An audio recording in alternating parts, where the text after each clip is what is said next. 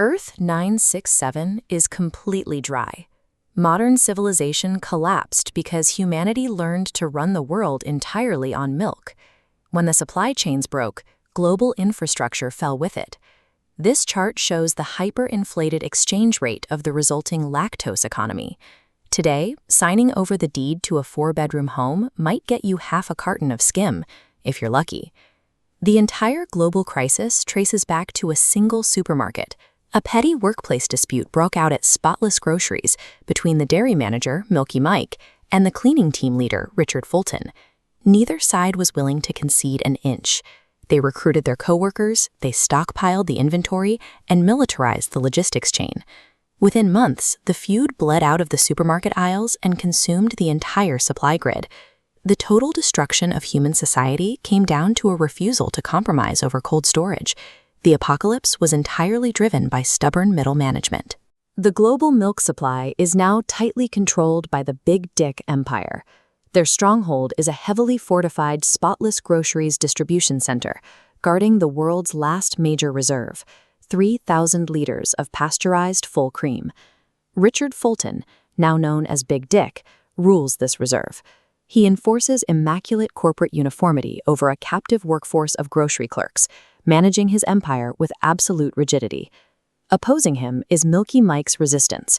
While the empire operates out of pristine warehouses, the resistance patches together scavenged generators in an abandoned underground customer car park. But their jury-rigged power grid is failing.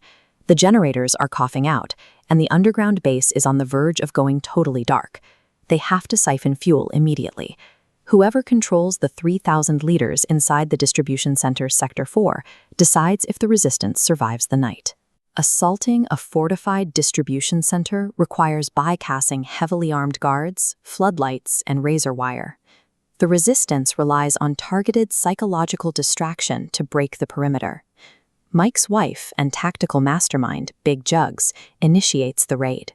She walks directly into the active war zone wearing an immaculate cow-print milkmaid dress. The Empire's guards are trained for conventional combat. Faced with pristine, absurd tailoring against a backdrop of post-apocalyptic grime, their professional discipline completely short-circuits. They freeze, leaving the gates exposed. This illustrates the anomaly powering resistance armor: cosmic milk. Threaded with purple particles, it's distinct from standard pasteurized fuel. Targets contacting these particles are not burned or wounded. Their physical matter instantly destabilizes, vanishing entirely into a tiny white and purple portal. No blood, no residue. The resistance uses this alien physics and deliberate theatricality to aggressively corrupt Big Dick's rigidly enforced corporate symmetry.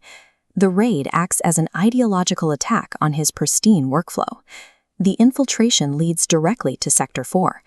Beneath towering stainless steel silos of full cream milk, the two warlords finally meet in heavy machinery. This blueprint details Big Dick's armored milk scrubber, a commercial floor scrubber militarized with massive tires, twin-spiked grinding pads, and a pressurized artillery turret.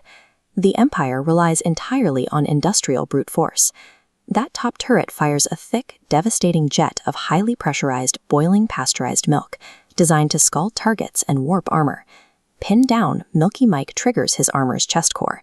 He unleashes a sustained cosmic laser milk beam, tearing straight through the scrubber's heavy steel plating. The cosmic energy sweeps upward, cleanly erasing the main structural support of the central milk silo.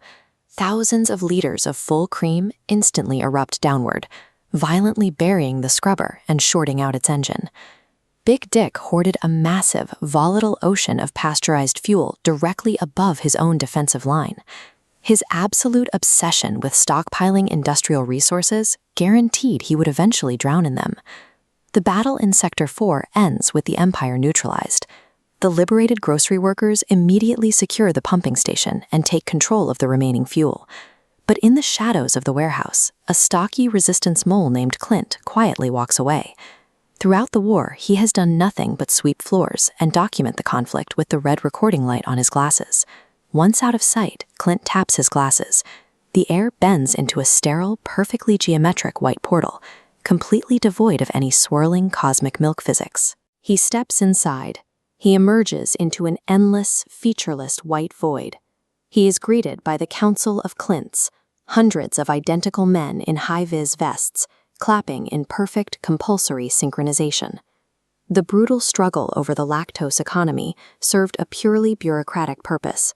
The entire apocalypse operated as an insignificant, localized observation exercise for a council of cosmic middle managers.